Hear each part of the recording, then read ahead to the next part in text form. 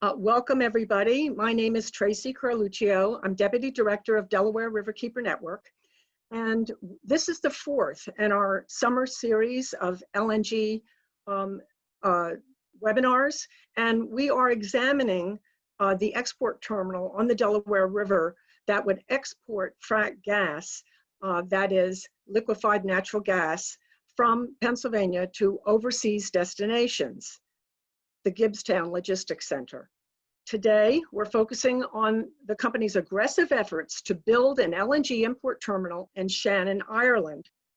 We are featuring a special guest, John McElligot, leader of Safety Before LNG, the activists in the County Kerry who are fighting the proposed terminal and are working for a ban on LNG imports altogether in Ireland.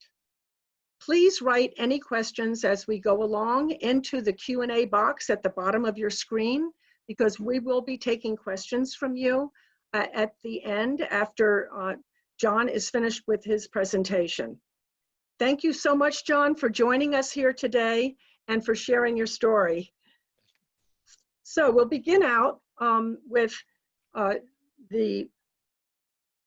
picture that gives you a depiction about Safety Before LNG and what they're fighting in terms of connecting our struggles.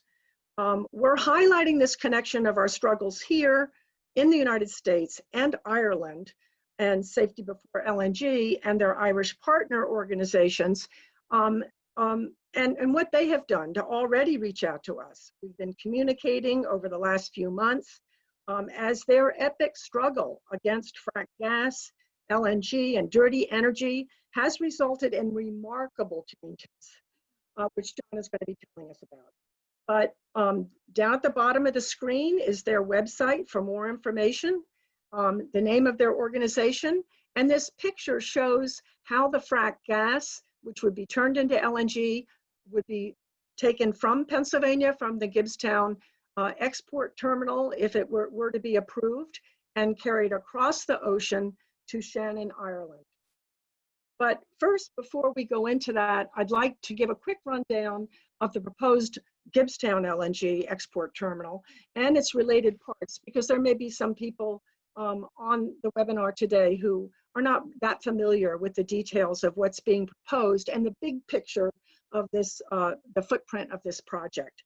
So this is the location of the proposed Gibbstown LNG export terminal. Delaware River Partners, a subsidiary of New Fortress Energy, wants to build a second dock at the existing Gibbstown Logistics Center, a deep water port that's on the Delaware River in Greenwich Township, Gloucester County, New Jersey.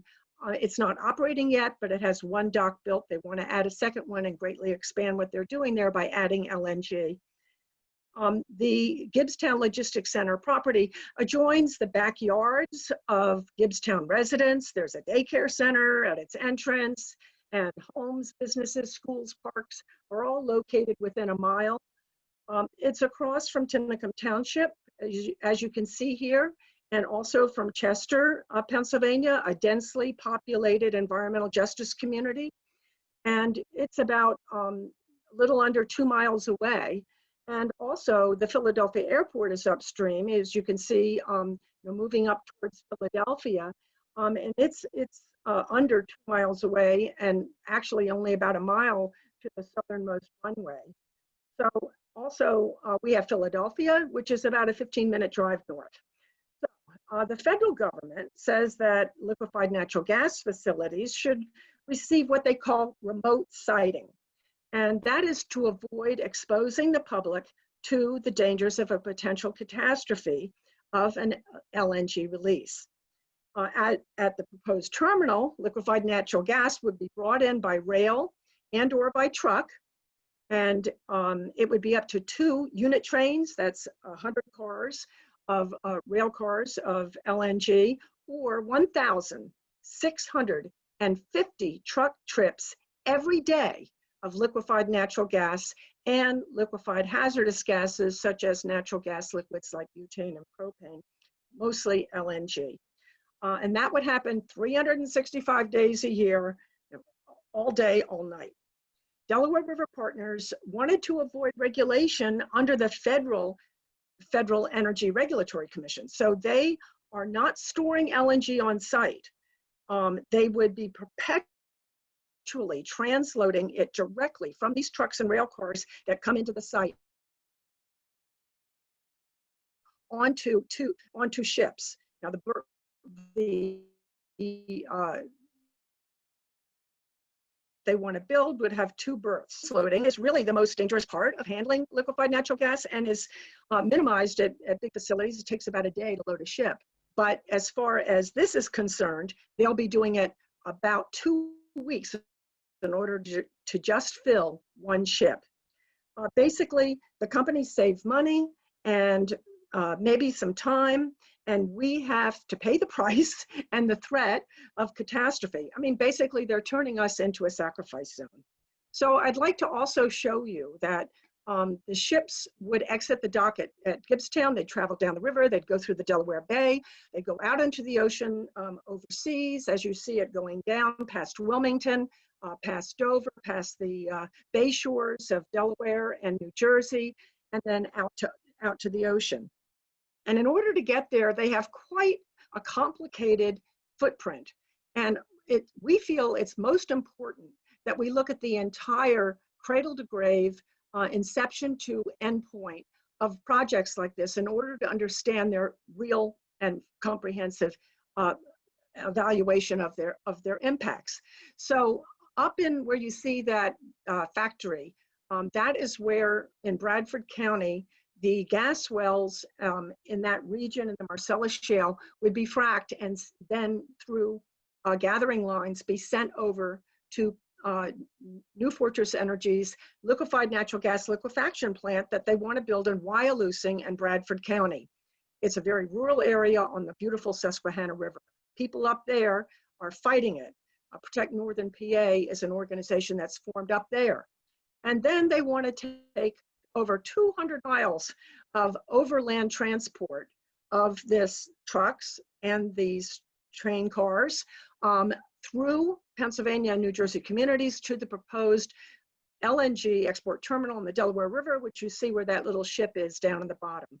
And we have a lot of resources and tools that explain this map. And we have an interactive map that shows what the population impacts are. Suffice it to say that there are more people of low income and minorities that are within the path of this than others. So the one thing that we feel is, very important as we look at this is to realize that, of course, the cradle is in Pennsylvania, but the grave is out in Ireland. And so the impacts don't stop here in the United States. They move all the way to Ireland, where the New Fortress Energy is pushing for this import terminal, and where they want to, force this frack gas onto Ireland. But I would just like to say with this slide is that every step of this New Fortress scheme exposes the public and the environment to enormous harm and the threat of really what you could call tragic disaster, including the hundreds of communities where the bomb trains and the bomb trucks would be streaming through. Because most of what the company proposes is unprecedented. All of us, from start to finish, are being treated like guinea pigs, and public safety is only an afterthought. And there's not even any agency that has done an analysis of the public safety impacts. So as we look at this ship, I'd like to introduce John McElligot, and John is from Shannon, Ireland. He lives in County Kerry, and he and his compatriots have been fighting this terminal, and they have also been spending a lot of time invested in trying to get a complete ban on the import of LNG. So John, tell us a little bit about yourself and about safety before LNG. Well, Tracy, it goes back about 12 years. We're living in the local area, and this company came in with beautiful brochures, dressed in beautiful suits, and they presented this project that just looked beautiful and was going to bring loads of jobs and it was going to be brilliant. And I thought it was a great idea. And like, I grew up in a local farm, and my parents are farmers, and they were proposing to build it on what was my grandmother's farmland.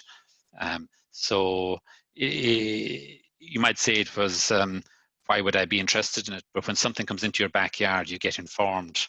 So safety before LNG, we started out thinking it was a great idea. So we weren't coming at it from a preconceived idea of how bad or good it was. We just said, oh, it's going to look great. And then it's when we started asking questions. A few of the neighbors said, hold on, there's a problem here. And I was living 2 miles from the site, roughly, with my aunt and uncle, who were high dependency. And so, somebody said something about, oh, what if there's an accident? What will you do? And you realize, when you started asking a few questions, the reaction came back very, very immediately, almost saying, don't be asking these questions. And since we're from Kerry and we're used to asking strong questions, we just kept going, and we kind of formed the local group, which we are Safety Before LNG today. And that's what happened. So yeah, I'm just a local person. This is something we just do in our spare time, but everybody has one campaign in them. So I'm working for a local company in a local town, Tracy. I'm a computer programmer. A lot of the people in the group are just ordinary people, but we like just to be kept informed and understand what's happening around us. So that's where I'm coming from. Thank you, John, for that background. That's very helpful. How is New Fortress Energy involved in this terminal, the proposed terminal? Well, they bought the interests out from the previous company, which was, well, the previous US sponsor was Hess. I think that you might be familiar with them on the East Coast. And it was essentially a zombie project. And, we fought a campaign on safety grounds essentially for years. And we won the campaign and we thought they were gone. And the CEO of the company, Paddy Power, himself and his son owned the shares in the Shannon LNG, which was basically a shelf company at that stage. But it had planning permission for a terminal, but it never went ahead. And just at the last minute, New Fortress Energy came on board to resurrect this idea of, suddenly, whereas 10 years ago when the project was there, America was importing gas, but now they're producing so much gas that they can start exporting it.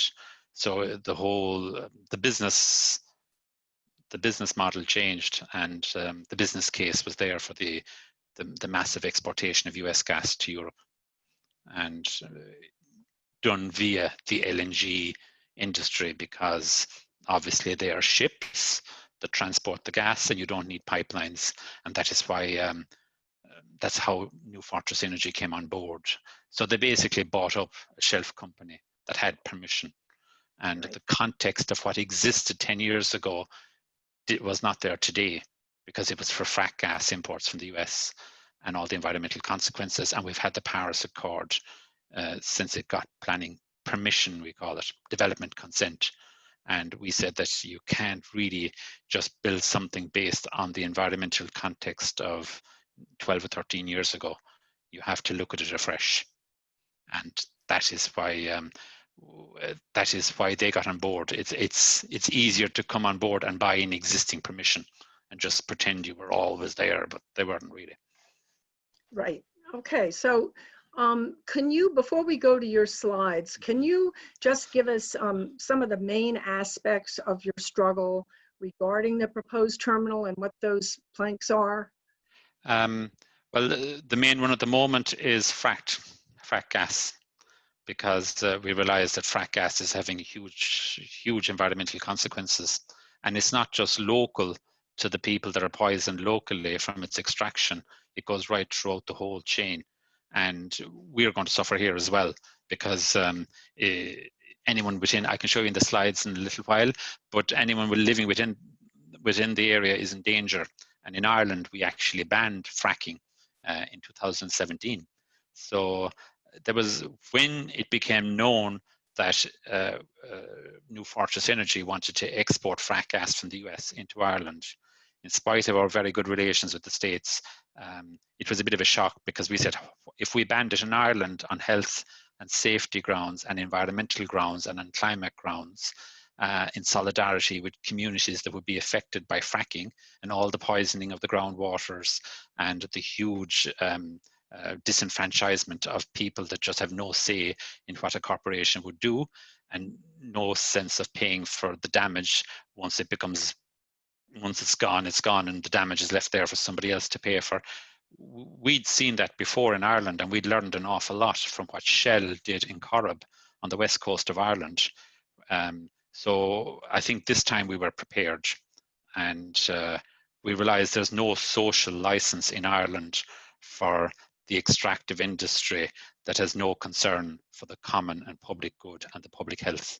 And I really think a lot of the campaigns here have been very easy now for us because of what happened with Shell on the west coast. A company came in called Shell, and they were able to get Ken Saro-Wiwa in Nigeria executed for no good reason other than he was an environmental activist.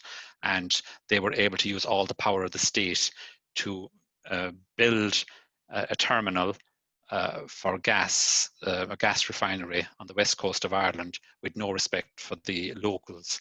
And we did not benefit from it as a country. That company has never paid tax here. They've left a huge amount, they gave a few jobs, but in another 10 years that will be gone.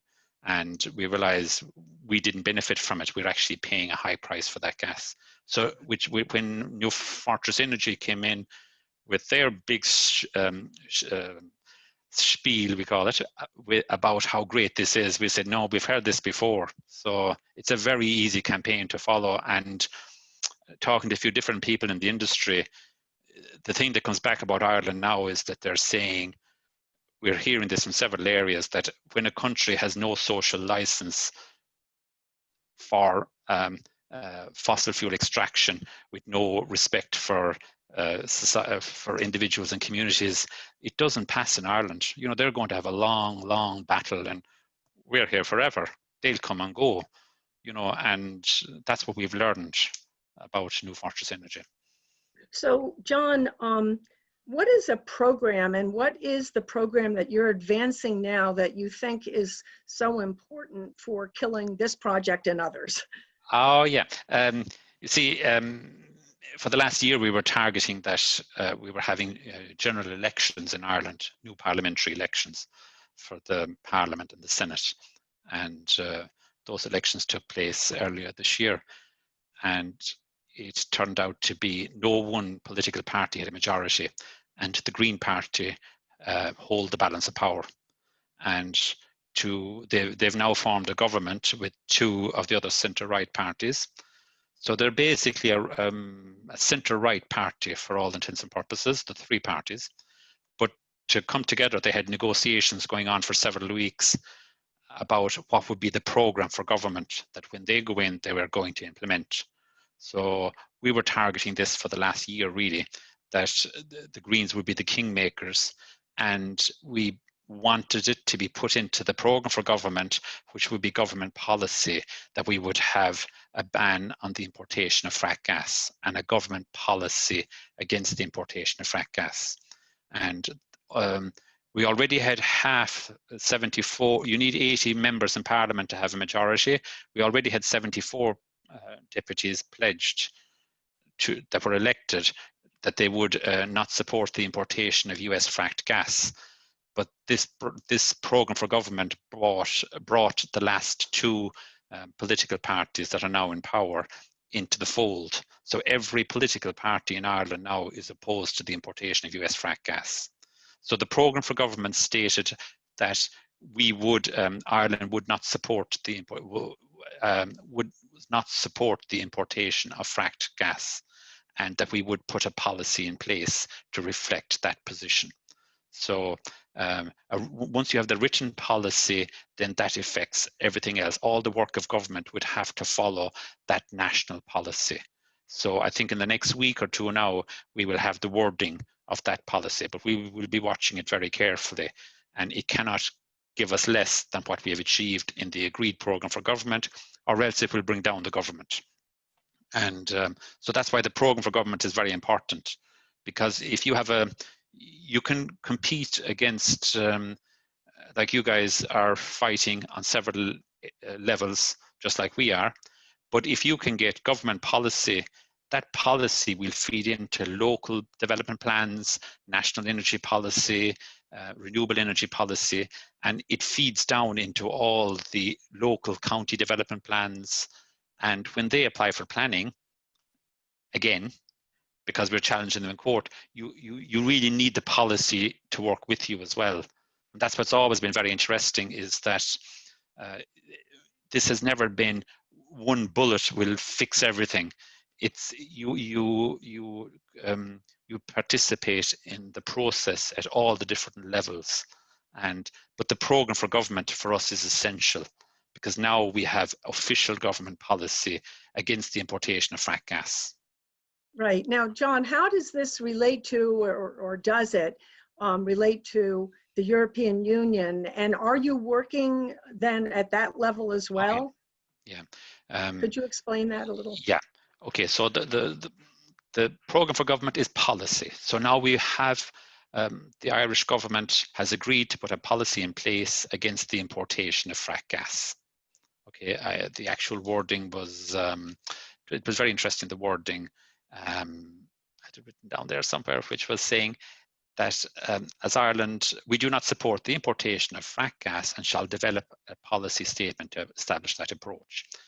So there's an issue now with the European Commission, which is like all in the EU, we're all like, it's like a federation really, where we all have we have to go with certain energy policy in Europe if we decide to give the European Commission the power to control those projects. So the European Commission, which is like I suppose your federal government, it has a policy of projects of common interest. And these projects, normally a country, a member state of the European Union, Ireland, we control our own energy policy. But if certain projects we put onto this European project of common interest list, if we allow them to be put on this list, it is then the European Commission that controls them. And so Shannon LNG, and by extension New Fortress Energy, they got the Shannon LNG project onto this projects of common interest list. But it can only stay on that list. It's renewed every 2 years if it has continued member state support. But now, since the Irish government has said that it no longer supports the importation of frack gas, it cannot support the Shannon LNG project. And it has agreed that it will inform the European Commission that it does not support Shannon LNG being on the next PCI list. We have that in writing. Okay. Now, the problem is Shannon LNG, or New Fortress Energy, they have applied, they thought they had an extension of planning. They had planning permission for 10 years. And they put in an application to the planning authorities in Ireland a couple of years ago to extend the extension of planning permission so that they wouldn't really have to apply from scratch. And on the very last day, you had 8 weeks to appeal this to the courts. And on the very last day, another local group, Friends of the Irish Environment, we went to the High Court in Dublin and we lodged an appeal against it. So technically, it doesn't have the extension of permission until it's dealt with by the court. And the court decided to refer the question to the European Commission on the grounds that there was no proper environmental assessment done 10 years previously. And there is this idea that if it was done badly, it's the same as if it was not done at all, which is basically what the High Court judge said. And the European Court of Justice, which has superiority over our court in this area of environmental law, it has given a preliminary opinion that we are in the right and that it should not get an extension of planning. But that has to be formulated now. It has to be approved by the European Court of Justice. One of the judges has given her opinion. We call them so when they give the opinion, when they give their opinion back to the Irish member state, we have no choice but to tell Shannon LNG that it no longer has planning permission. So then Shannon LNG, New Fortress Energy, have to reapply for a new planning development consent, a new planning permission from the beginning. But this time, we want the policy in place in the next week so that when they go for planning permission, the planning authorities must have cognizance and must have due regard to the official government policy against the importation of frack gas and the construction of an LNG terminal to import the frack gas. So that's where it's going to be difficult for them. But there's another issue, is that they're on the 4th PCI list, this Projects of Common Interest list, which gives them that when they go for planning permission, they must be considered to be of overriding public interest, in our national interest. And it has to override all environmental concerns if you can mitigate those concerns. Normally, if you're building a terminal on a local area that is a special protected area like our area here is, we've got bottlenose dolphins, 164 bottlenose resident dolphins in the estuary. For instance, it's a special protected area for the mud flats, and it's a very sensitive ecosystem on the estuary. That normally, if you're going to do damage to that estuary or that special area, you cannot build it. But with PCI status, you get the overriding public interest, which means they can ignore the impacts on that environmental area. So we needed to get them off the list. But so when the European Commission gave Shannon LNG the status of PCI, we also went to the court on the last day again, and we've challenged that. And on the 15th of 7th or the 15th of September, the High Court is going to decide whether to refer that question to the European Court of Justice. Because if they go for permission now, they will be considered a PCI project and they get fast track planning. But because we're hoping to get a referral to the European Court of Justice to say that they were put on that list illegally, which we claim because they never looked at the environmental impacts. And to get on that list, you have to look at the sustainability criteria. And the European Commission did a very strange thing. They didn't look at the climate impacts of these projects. They said that all the projects on the list are good, not making any distinction between methane from frack sources or unconventional sources or gas coming through from a conventional well. And that's a big problem because they couldn't pick and choose. By law, they had to do the assessment and they haven't done it. So there are 32 gas projects put on this list, and they can get up to 50% of funding from the European Commission, from this special fund called the Connecting Europe Facility Fund. Okay, 50%. But those projects that were put on the 4th PCI list, they can also get funding from the European Investment Bank. But the European Investment Bank has now put a ban on investing in any new fossil fuel projects, except there is one derogation for any projects that are on the 4th PCI list. But we've put in the challenge against Shannon LNG being included on the list. And there are 32 projects on that list, and those projects, it has been estimated, cost about 29 billion euros. So that's maybe 32, 33, 34 million, $34 billion. That's the kind of money you're talking about.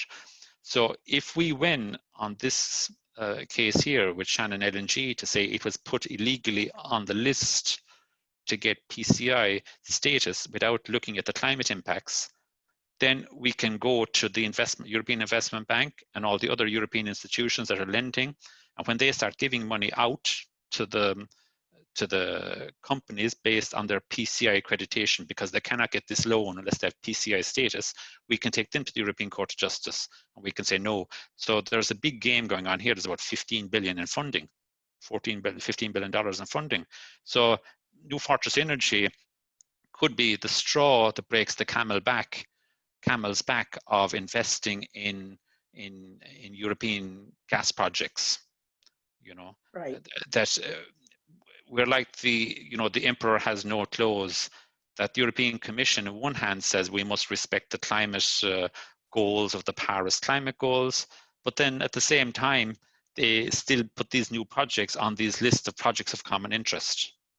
Right. And it's all going back to the, I hate to say it now, but it has to be said, it was the, in July 25th, 2018, President Trump and President Jean-Claude Juncker, President of the European Commission, they had signed a deal in the White House, basically to import American gas from the US into Europe, and that Europe is building LNG terminals to import this gas. And there's also a law going through the I think through the Senate at the moment in the States, which would also give funding to these terminals in Europe if they would import American gas. They would use it, they would also get funding for that infrastructure. And so you realize there's a huge geopolitical game at stage here. There's a trade we're realizing seems to dominate. It's trade over everything, but it's trade, and then the climate is, environmental, they can't follow. But if you see, the European Union is very much a rules-based system. So it's very difficult to go through, well, it's not difficult, but it's very difficult for companies when they're going through all these processes. They have to respect the checks and balances. And it might seem pretty tedious to outsiders, but there is supposed to be evidence-based decision-making in a transparent manner. And of course, they will try and cut corners. But if the more corners you try to cut, you end up actually taking longer because we can pick them up on it. So that's why, so I said in the beginning, we're going at it from a political perspective. You really do need policy behind you, politics behind you, Right. because they help motivate people. And generally what we've noticed is that when you start a campaign, that none of the politicians are with you in the beginning, but in the end, when they see that you're getting traction, then they follow. And we've had some of the biggest names that were against us in the last 3 months, they have just turned and they've agreed with the government policy. And it's beautiful to watch that, because so you need the policy, but they only listen to the communities. And sometimes when you're in a local community, like we're just really ordinary people, but we know how to explain our case. And we've learned from Shell, and we've learned from the other cases that have gone before us, that when you're in a very small country, you can have access to very powerful people in a small country, because that's the way a small country works. It works like a community. But you realize that politicians follow what the communities say in the end, and they will go with what public opinion is, and they will help you. But at the beginning, it's pretty difficult. But now it's getting very easy. You can see all the ducks falling down. So we're going at it from the perspective of, first of all, from politics, local campaigns from a community perspective. We're challenging them in the courts. Now that's expensive and can be very daunting, but there are ways around that too. Challenging that they have to respect the laws as they are, that they must follow the procedure. And we're trying now to inform new policy at a European level. And so that's why I said it's not one bullet. There's no one silver bullet. It's a long campaign, but we're from here, we're of the area, and we're going nowhere. And it's a boardroom somewhere far away where they make an investment decision, and the business decision is made, but the investment decision is not there yet with us, and right. So that's why we can still win. So sometimes the companies seem to be one step ahead of the legislators, but I think in this case now things have got so serious that we were actually ahead of them. For once, we can see that we're taking the initiative, and we're going nowhere. And you do get a voice. Like in the beginning, people say, "Oh, what are you talking about? You're going to stop the jobs." But when you do the maths, you realize that it's 50 jobs here in a terminal. There's maybe 300 construction jobs, but once the construction jobs are done, sometimes those people come with their families that are in the construction jobs. And when the construction is finished, the people are still there, because their kids are going to school or whatever, and there's higher unemployment. So it doesn't really, it overwhelms the services that are in the local area when they come in for a big job, but they're not sustainable jobs. So there's only 50 long-term jobs. And that's where we realize that once you delay something through the process, which they have to go through, it gives you time to inform people. And really, it's actually a very interesting. It's like a hobby. You know, I'm not really into sport, so some people can tell you all about football players, but you know, I can follow the environmental energy policy and energy policy in Ireland. You know, you learn a lot, and over time it gets easier. Right. Sorry, that's Don, going on for a long time there.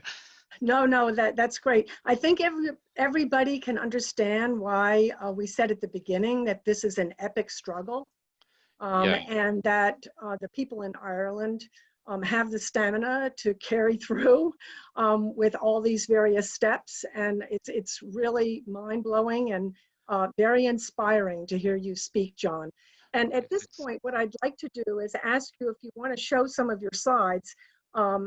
John has about maybe 15 minutes of slides, so then we'll leave some time at the end for Q&A. Does that make sense, John? Do you want to go ahead and screen share? Okay.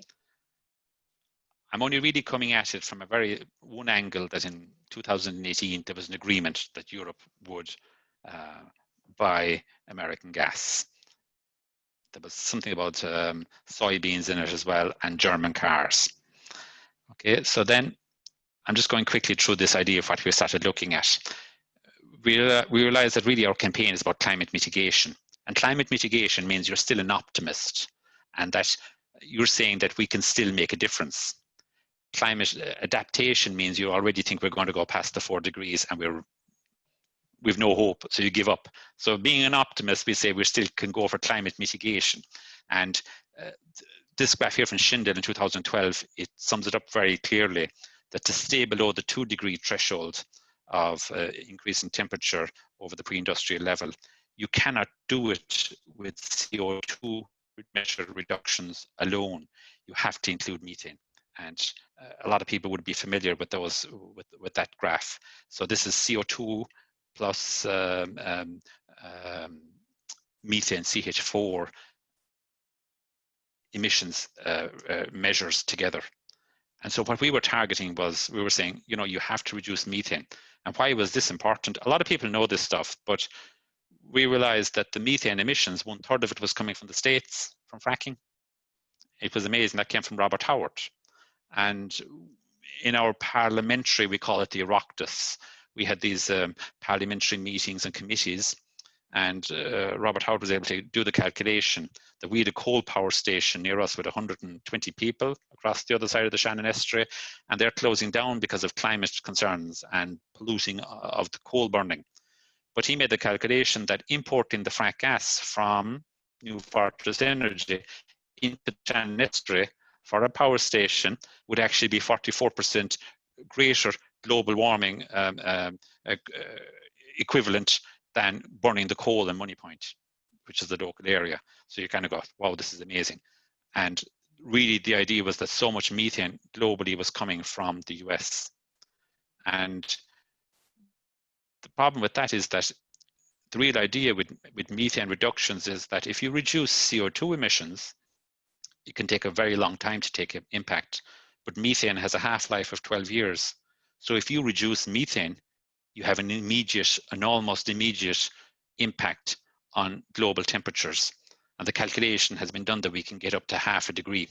And that 0.5 degree is what we're fighting for.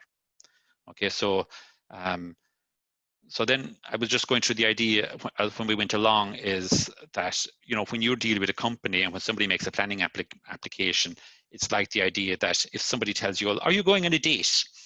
And, you know, you're saying all the right things, and suddenly somebody says, the other person says something that you think, that sounds strange. And trust is something that's broken on a feeling of someone did not tell the truth about something important. And so Shannon LNG lied when they said that at the very beginning, 2008, everybody supported this project and at the beginning, and they said, if there's ever a leak of gas or LNG, it just evaporates into the air. But that's actually not the truth. it will stay on the ground and it's heavier than air. And this was really important because it needs between 5 and 15% of oxygen to become ignitable.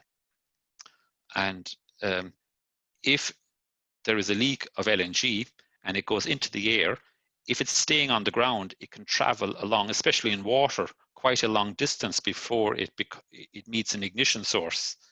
And when it has 5%, it leaves oxygen in it. And it can travel up to 12.4 kilometers, nearly 7.5 miles, and still be ignitable and still be on the ground. So that was hugely important. So we said, hold on, this is very serious because we're living within 2 miles of the place. And we're saying if it blows up, anyone within 3 miles around is in danger. And that's the first time they told a lie. And New Fortress Energy, okay, they've bought Shannon LNG. They didn't say that 10 years ago, but they get all the benefits of being with the company. And the company really hasn't changed its attitude to that issue. And the second point then was when, however, when they went to the European Commission last May of last year, the company said that they didn't know anything about frack gas and where the discussion was coming from. But we had it in their Security and Exchange Commission submissions in the States that they were bringing in that a lot of their suppliers would be using frack gas. Hello, like, so they were telling lies. And it's when somebody tells the first lie, that's when you have you get concerned and you start looking at all the other issues. And so the main safety issue was that anyone within 3 miles is in danger. And even though the probability of it happening is very low, the consequences are very high. And that was extremely important. And so now, and you know, there it's heavier than air and it stays on the ground up to 12.4 kilometers and it's still flammable. And in our hearings in 2008, we had Professor Jerry Havens from the University of Arkansas. He participated in the hearings. We had at the time 12 days of oral hearings, something like 8 days of oral hearings and 4 days in court. And he referred to he was involved in the Nevada Falcon test series in the Nevada desert in 1987. And it was to look at just exactly that about, you know, if there is a leak, does it over water? What happens is it absorbs the water and it creates a vapor cloud that expands even more. It takes the heat from the water and it expands, but it goes along the ground and remains ignitable throughout its dispersion. And this was a test they did in the Nevada desert in 1987. With, I think it was 40 cubic meters of LNG spilt in a pond, and they tried to build a wall around the ideas like a bund, that you'd have a protection zone, that if there was a leak, that if it stayed as pure methane, that it would actually be able to hold the quantity of the expansion of the LNG while it evaporated slowly into the air. But if you do it on water, they did it on water, and it causes what they call the rapid phase transition, where it absorbs the heat from the water and it increases in temperature beyond its natural boiling point. And then it becomes highly volatile. And that's what they call it, a rapid phase transition. And if it meets an ignition source at that stage, then it can cause a huge explosion. And this is what happened here. You see these little rapid phase transitions, they're like flameless explosions. But what they think was that they thought a concrete block hit a fence and created a spark, and it all blew up. And the whole idea of that really was that an LNG cloud, in spite of what they say, can be ignited. And this created your atomic type cloud, because every LNG tanker has the same energy capacity as 50 Hiroshima bombs, but it's not the same impact because Hiroshima was in a fraction of a second. This energy is released over a longer time. And the probability is very low as well. But the problem is, I think there's more of a risk when they're liquefying it and preparing it your side of the pond than there is at our side of the pond when we're receiving it. But that was, so when we came at it from the safety aspect of it, we were told, don't worry about that, it'll never happen, so we don't have to concern ourselves with that. And over time, then you start looking at other issues, and you realize that the experts have said that anyone within 3 miles, there should be an exclusion zone around to protect those people. And what they've done in Ireland is that they looked at the 3 mile exclusion zone on land, but they didn't look at the impacts on water. when the tankers travel on the water. Now, you might say that this is just one issue of it, but when we looked at that one issue, we saw many problems. When you look at the environmental issues, you see many problems. When you look at the climate impacts, when you look at the poisoning of people in the different areas, you see all these impacts. And at some stage, the politicians will start listening when they say, hold on, there's a lot of issues going on here. And so that's why we learned about that in 2008 by just doing our own research and bringing in the experts that we were able to contact. And we saw that there were many issues, and we were basically told, oh, it's needed in the national interest. So we said, prove it's in the national interest. And they could never prove it. And then there was an issue about paying for pipelines and importing of gas through the UK, and they withdrew. But now we're saying that if you think it's in the national interest to import fracked gas from America, you must say, if it's not in the national interest to have it in Ireland, why would we have it from America? And I think the Irish people too, we do have great empathy. Like, you know, from our own background and our own history, it might sound stupid, but we can, our bluffer filter is pretty finely tuned at this stage. And there is a lot of common sense here. So we're saying, if you are thinking it's not good enough for us, why should it be good enough for the Americans to actually say, oh, they can take it? Now, I know America is so big that they've basically signed off in certain areas and said, you know, they can take the downgrading of the environment, but to the for the greater economic good. But we all need to play a part in participating in the processes to say, how do we come to those decisions? And all these decisions have to be made in an informed manner, at a timely manner, and they have to be done at a time where they're still at the ideation stage, not when you're being told it's going ahead and you don't have time to participate because they've got all their rights. And that's the game we've learned here, is you say at the beginning what you want to go after. And so that's basically where we're at. We're also moving towards a global ban on fracking. And the global ban, that we hope, once we get our policy statement written up in Ireland, that we're going to get the Irish government, which we know they will, to propose to the United Nations in partnership with other countries, to propose a global ban on fracking and a global ban on the trade in fracked gas. And I think we're going to get a lot of support for that. And sometimes you really have to think big and think outside the box to know what we can do. And I think we're knocking on open doors at the moment. So. Thank you, John. So at this point, John, it's, you know, I think everybody's taken aback by your brilliant presentation and all the work that you were doing in Ireland.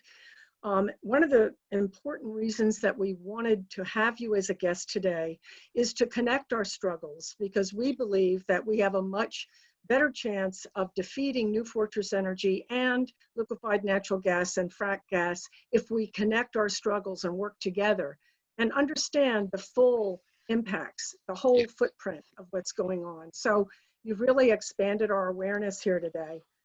It's prompted a lot of questions. So I just want to say that we will be sending out several questions, or can you share a link to certain things? We will be sending that out afterwards to an email to everybody who is registered for the webinar today. So please look for that, and we will share also some of the answers to questions that we're not going to be able to get to today.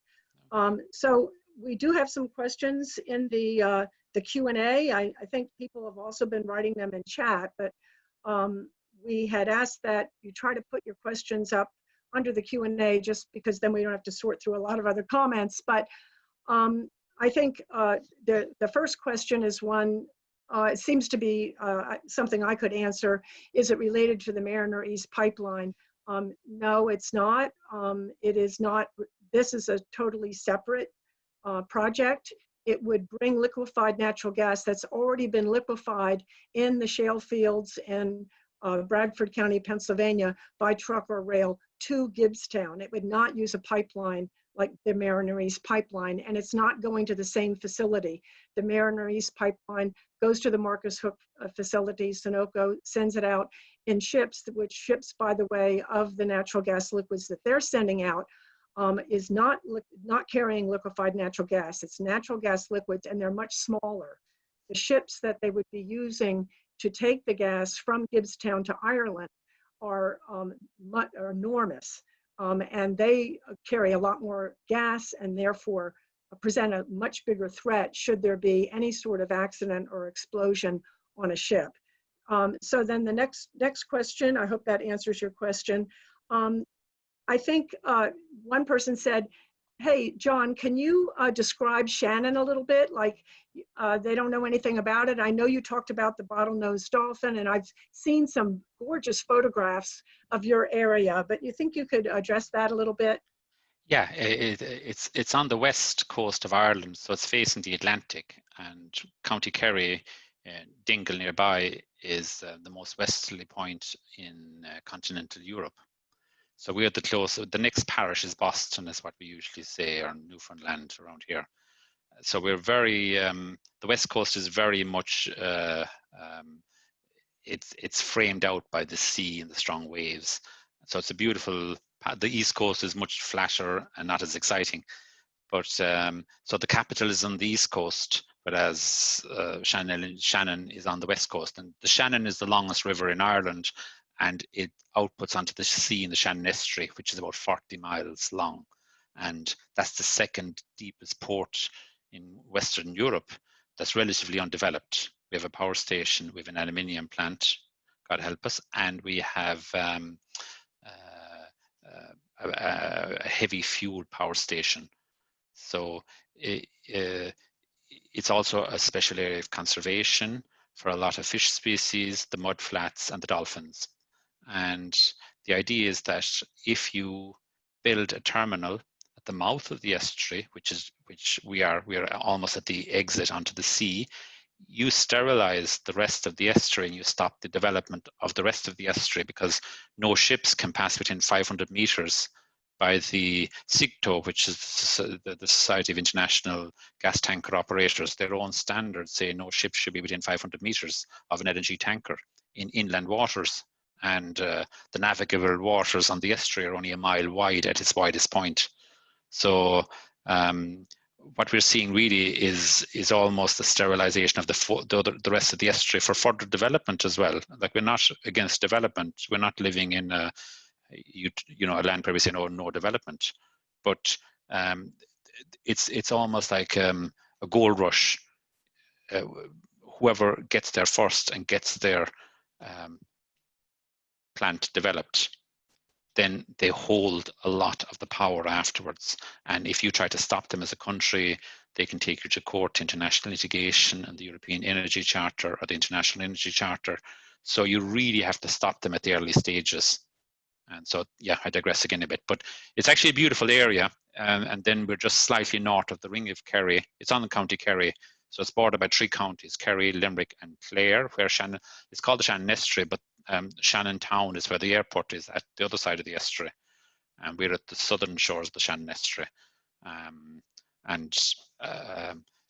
It rains a lot as well, so it's very green, but we get a lot of rain, and we've had 2 storms already in the last 2 weeks, in the last week, so it's kind of, so yeah, it's a beautiful area. Sorry. No, that's great, John.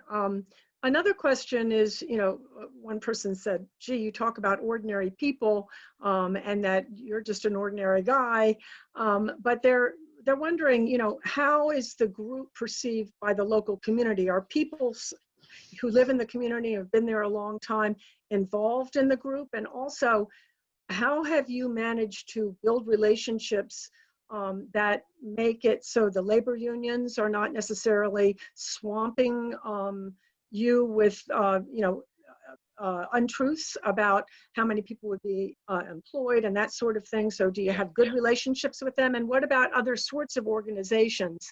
Yeah. And then lastly, do you get fair media coverage? And could you just talk about the media coverage a little bit, because you've gotten a lot of attention?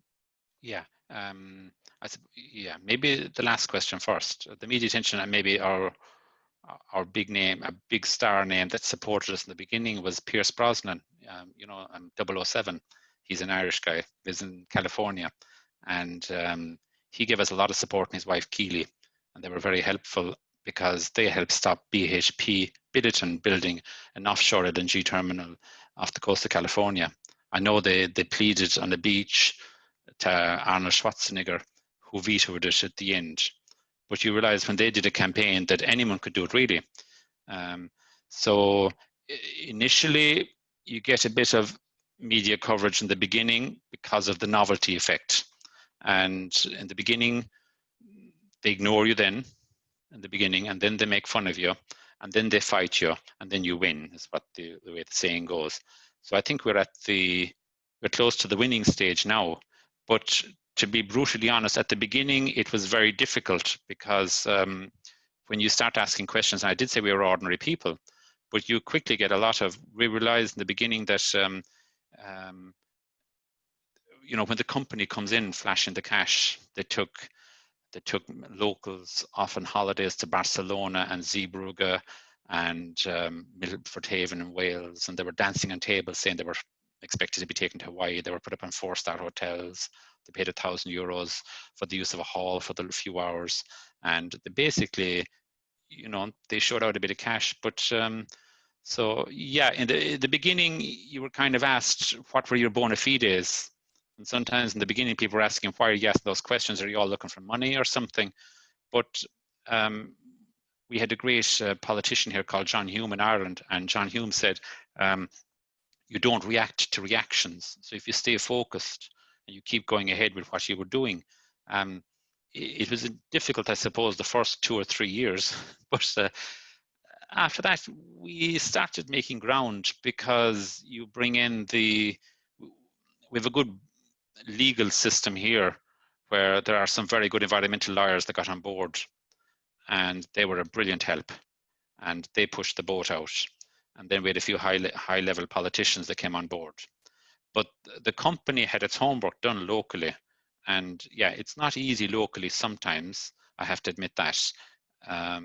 But it's like if somebody is putting forward their position saying, I want the job, and you say, well, I want to protect my life and my people. Who says his opinion is more important than yours? That's what transparent decision making comes down to. And in the end, we're saying like it's better to complain before something is done than after it's done. And we had the experience here with Alcan, Anish Alumina. It's an alumina plant, and that's about 20 miles down the estuary. And they built an aluminium plant, and people died, people got poisoned. Nobody cares. They give a lot of jobs. So we've learned that now it's too late to complain about Anish because the Russians are in there and they own it. And they were put on the sanction list by America. And then they were taken off the sanction list through political maneuverings. Okay, it's about 20 miles away. But we see what's gone on there, and some of the farmers that have really suffered, and some people have poisoned, and some people have got really, I think 3 kids in one area have got a cancer that's very remote, very rare, sorry. And people are saying, oh, you're making it up. And they realized when 3 kids in the same school had the disease. So we see what's happened.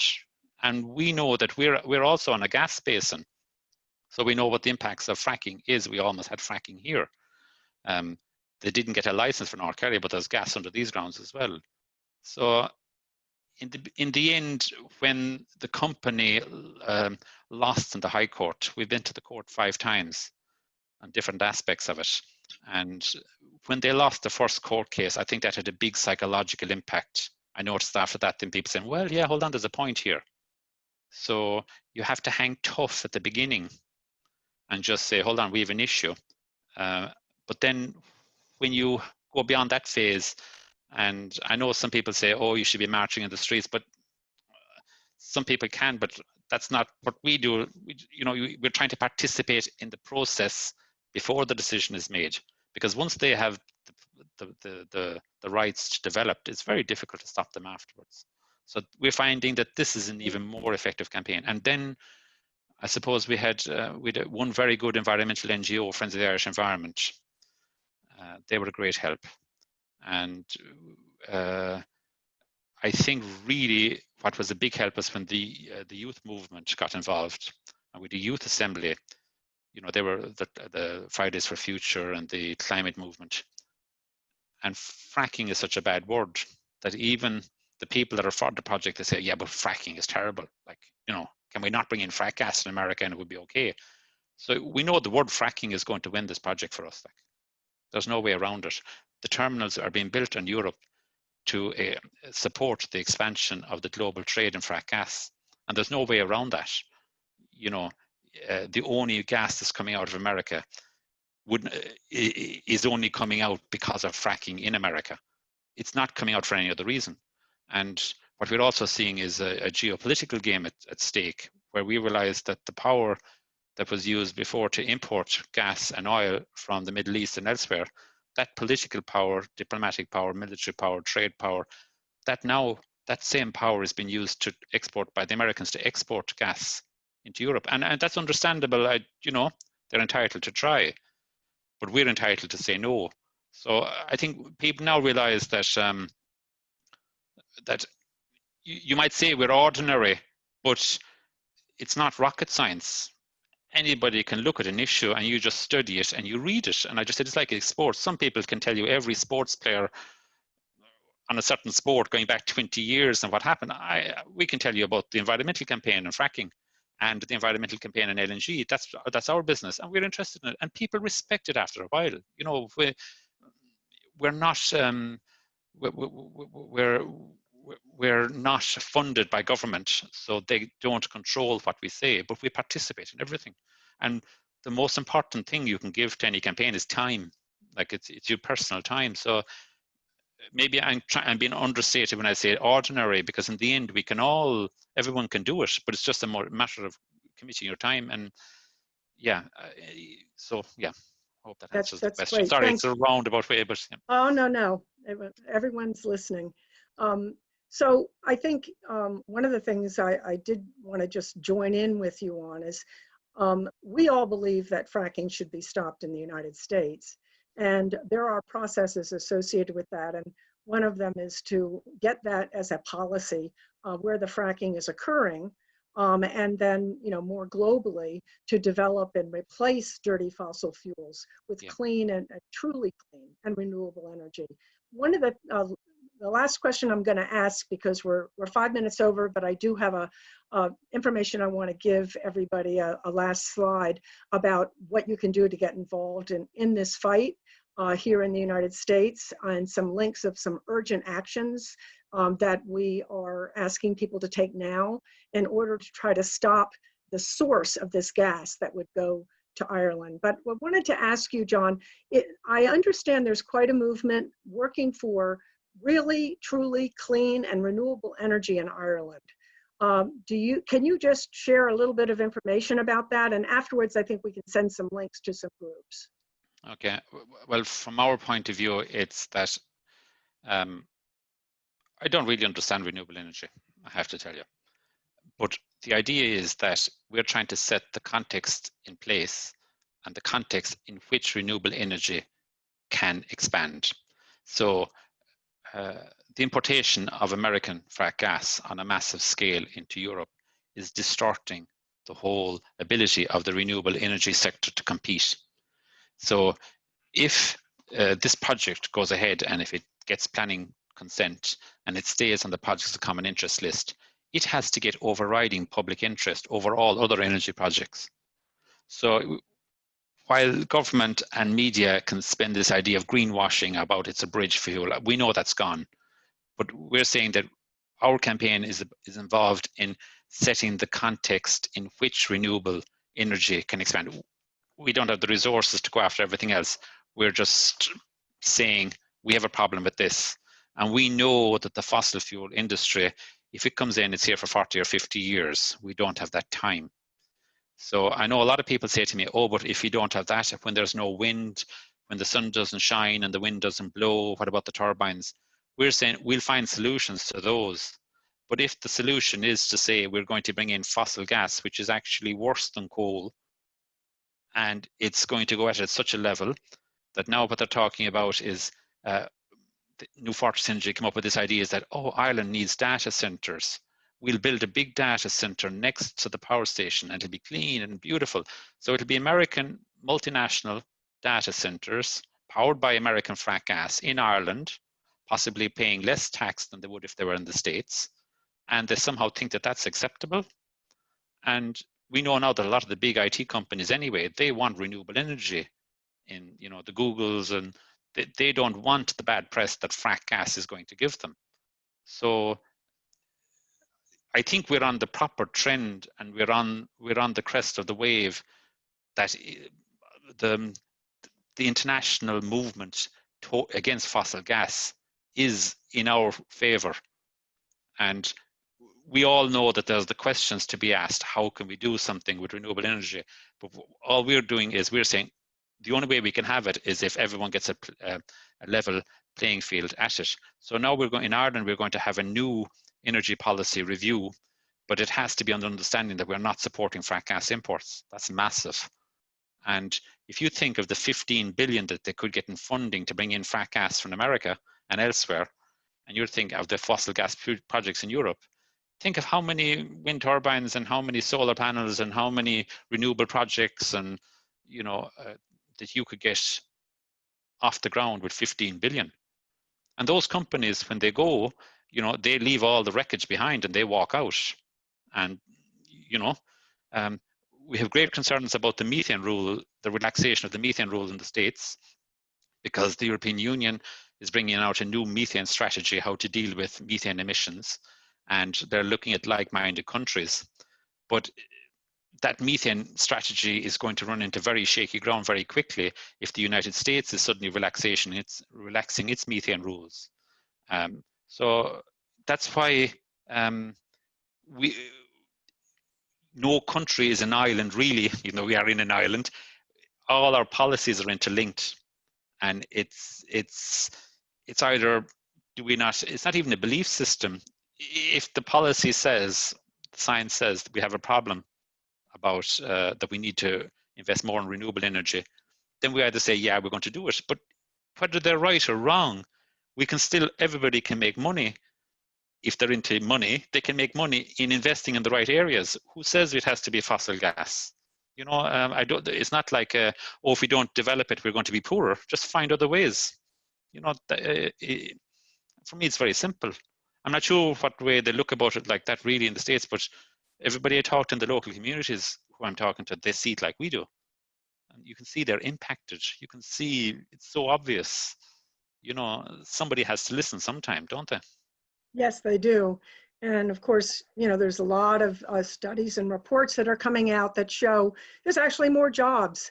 And, you know, when we are going with the trend, like you're saying, riding the wave of non-fossil fuel, non-carbon energy, we're on top of the wave that's coming.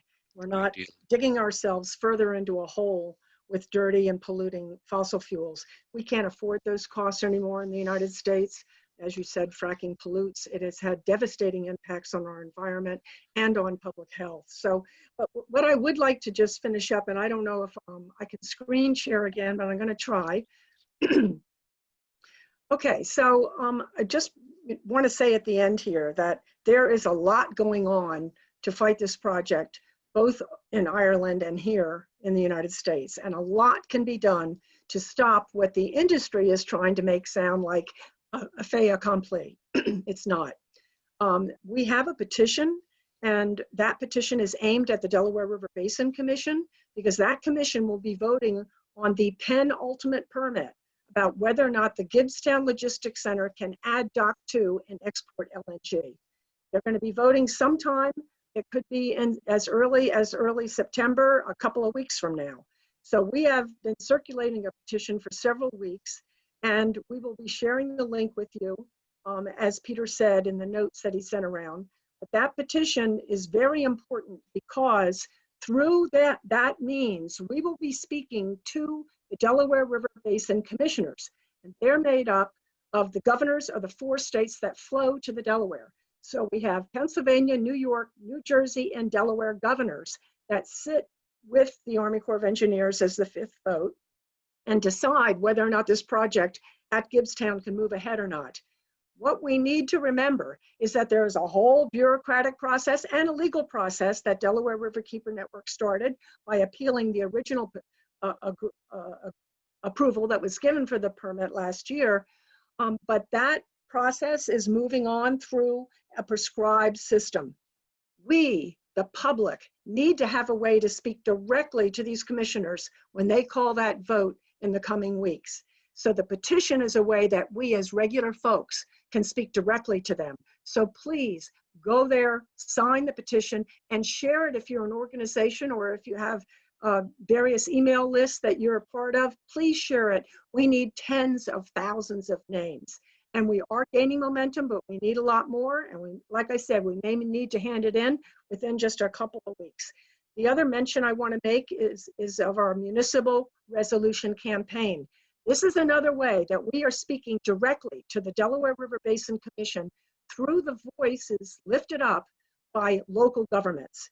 And we have a campaign going. There are 25 different local governments that are considering this right now, by residents who live in those towns, going forward and asking them to pass this resolution in opposition to the transport, the dangerous transport of liquefied natural gas from Wyalusing to Gibbstown, and also for New Jersey to rescind the permit that was given by New Jersey DEP for this permit. And also that the governors of all 4 states should recognize there has not been the proper public safety and environmental analysis that should be done in order to even consider a project like this. And so we are asking through these municipal resolutions to the Delaware River Basin Commission that they listen to these elected representatives who represent hundreds of thousands of people and realize that the public controversy over this project is against the project. And we do not, as a public, support this very dangerous and polluting project to move ahead with this huge cradle-to-grave footprint that has been so eloquently laid out by Johnny today. Also, I'd like to mention Safety Before LNG's website. We had that up at the beginning, but we want to put it up at the end. I think there might be some people from Ireland that have joined today, and Europe, and also those from the United States, to reach out and find out what's going on there. And you can reach John through there. Also want to just let you know, there are a lot of challenges to this project that have not even matured yet before this project would be able to be constructed. And several are legal challenges. Delaware Riverkeeper Network has appealed all 3 major permits that have been given by to this project. That is Delaware River Basin Commission, as I mentioned, the regional agency, Army Corps of Engineers, the federal agency, and New Jersey Department of Environmental Protection, the state agency where the project would be located. We're also working to get what you call a stay or some sort of hold on the construction of this project. Currently, it's not under construction because in the Army Corps permit, it's required that the federally endangered Atlantic and short-nosed sturgeon cannot be disturbed during this sensitive period of time, which goes from March 15th to September 15th. That prohibition in doing work in the water to build the dock is lifted September 15th. So we're trying to get an injunction or a stay in place, or trying to get the DRBC to turn it down before that. There are other actions coming up. There's ways that you can participate by taking part in virtual or perhaps even in-person actions. People are very committed to this, and there are movements growing in places like Philadelphia, and as I mentioned, in Wyalusing, in Pennsylvania, along the route, in New Jersey, Empower New Jersey. Over 100 organizations that are fighting any new fossil fuel development in New Jersey have banded together to fight this. So we have a real shot here at stopping this LNG development from its beginning to its end and benefiting all of us, connecting our struggles. Johnny, did you want to add anything about any upcoming action or way that folks could get involved with Safety Before LNG? Yeah, it's basically through the website. Now we must get a better mailing list done up. But like what we're really trying to reach out to is just the communities that are affected by fracking. because it's real people's lives that we're interested in, and they can tell they can have a narrative and a story that doesn't fit in with the fossil fuels lobbies spin, and that's very important for us in Ireland. I'm not sure how it works in America, but for us, we take great cognizance of the affected communities, because maybe just because we're from a small country, but that's very important. So we've a few good groups in Ireland. People were asking the questions there about, we've Love Leitrim that had banned fracking in Ireland. We're trying to bring in a ban on fracking in Northern Ireland, which is part of the United Kingdom, in the Northern Ireland Assembly, which is like a devolved administration. And the parties that supported the ban in the south need to support it in the north. So we're working on that ban. What we're trying to do really is, we're trying to create an example here in Ireland, a precedent, a kind of a how to do it. And if we manage to be the first, we're the first country in the world now with a policy about in the next week against the importation of frack gas, that we will use this as a template for the other countries to follow. And I was just going down through the questions there, and people were saying, well, won't other countries take the US frack gas? It's not that simple, because we're going after them all. And we've built up a lot of links in the European Commission, and it's the same issues that have been dealt with. So what we were lacking was the direct links with the communities in America, who you are upstream, as far as we're concerned. You are the upstream, but you're the people that are ultimately going to pay the price, and at a human level, immediately with poisoning. And I know those words might sound very harsh to people in nice offices in the capitals making the decisions, but what happens affects real people. And that's who we think that our best way is relating to affected communities. So yeah, please contact us. And we have a lot of other communities as well that we're trying to link up with. And thank you for your time and patience listening to this. Thank you, John. We greatly appreciate what you have presented today, and also what you represent, the inspiring and brilliant epic struggle to stop frack gas and the importation of LNG, which totally supports and works beautifully with us here in the United States working towards those goals. So at this point, I'd like to say thank you to everybody who joined us here today. I'm sorry we went over 20 minutes, but most of you stayed on the entire time. So we know that Johnny kept everyone wrapped, and we greatly appreciate, John, that you have given your time. Just like to say, it's 7 o'clock when we began in Greenwich Mean Time, as opposed to here. So it's getting quite late, and John has an early morning because he has a day job that he toils at for way too many hours every single day. So thank you very much. And thank you all for joining.